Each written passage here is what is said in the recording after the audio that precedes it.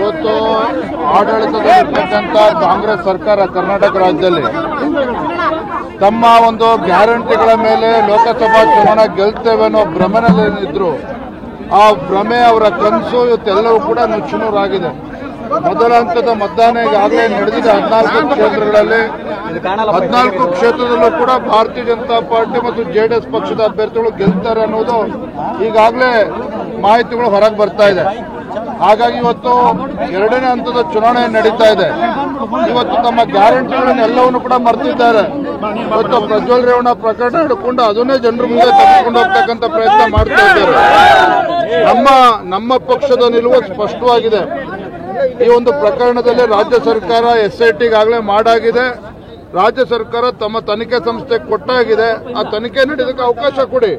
ಅದ್ಬಿಟ್ಟು ದಿನ ಬೆಳಗಾದರೂ ಕೂಡ ನೀವು ಅದೇ ಪ್ರಕರಣ ತೆಗೆದುಕೊಂಡು ನಿಮ್ಮ ಉದ್ದೇಶ ಆದ್ರೆ ಏನು?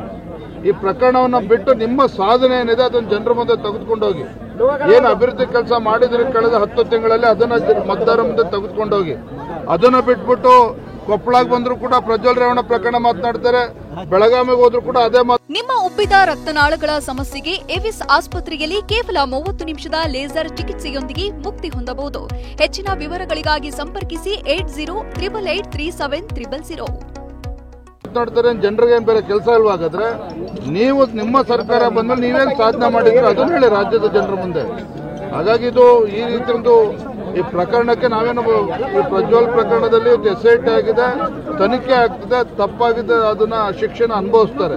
ಬಿಜೆಪಿ ವಿಚಾರದಲ್ಲಿ ನಮ್ಮ ಬೆಂಬಲ ನೀಡ್ತಾ ಇದೆ. ಇದರಲ್ಲೂ ಕೂಡ ಒಂದು ಕ್ಷುಲ್ಲಕ ರಾಜಕಾರಣ ಮಾಡ್ತಾ ಇದೆ ಕಾಂಗ್ರೆಸ್ ಸರ್ಕಾರ. ಎಲ್ಲೋ ಒಂದ್ ಕಡೆ ಇವತ್ತು ಅವರಿಗೆ ಅಭದ್ರತೆ ಕಾಡ್ತಾ ಇದೆ. ತಮ್ಮ ಗ್ಯಾರಂಟಿ ಏನಿತ್ತು ಸ್ಕೀಮ್ಗಳಿತ್ತು ಎಲ್ಲವೂ ಕೂಡ ಇವತ್ತು ರಾಜ್ಯದ ಜನ ಒಪ್ತಾ ಇಲ್ಲ. ನರೇಂದ್ರ ಮೋದಿಜಿ ಬಿಜೆಪಿನ ಬೆಂಬಲಿಸ್ತಾರೆ ಅಂತಕ್ಕಂಥ ಸತ್ಯ ಅವ್ರಿಗೆ ಅರಿವಾಗಿದೆ.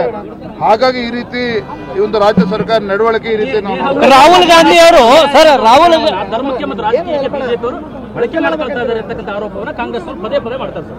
ಕಾಂಗ್ರೆಸ್ನವ್ರು ಏನಾರೋ ಹೇಳ್ಕೊಳ್ಳಿ. ಇವತ್ತು ನೇಹ ಹತ್ಯೆ ಪ್ರಕರಣ ಇರ್ಬೋದು, ಬೇರೆ ಬೇರೆ ಹತ್ಯೆಗಳು ಗುಲ್ಬರ್ಗದಲ್ಲಿ ಘಟನೆಗಳು ತಾವು ನೋಡ್ತಾ ಇದ್ದೀರಿ. ಎಲ್ಲೋ ಒಂದ್ ಕಡೆ ರಾಜ್ಯ ಸರ್ಕಾರ ಈ ಒಂದು ಬರ್ಬರ ಹತ್ಯೆ ನಡೆದರೂ ಸಹ ಅದಕ್ಕೆ ಒಂದು ಜಾತಿ ಧರ್ಮ ಬಣ್ಣ ಹಚ್ಕೊಂಡು ಕೂತಿದ್ದಾರೆ ಕಾಂಗ್ರೆಸ್ ಸರ್ಕಾರ.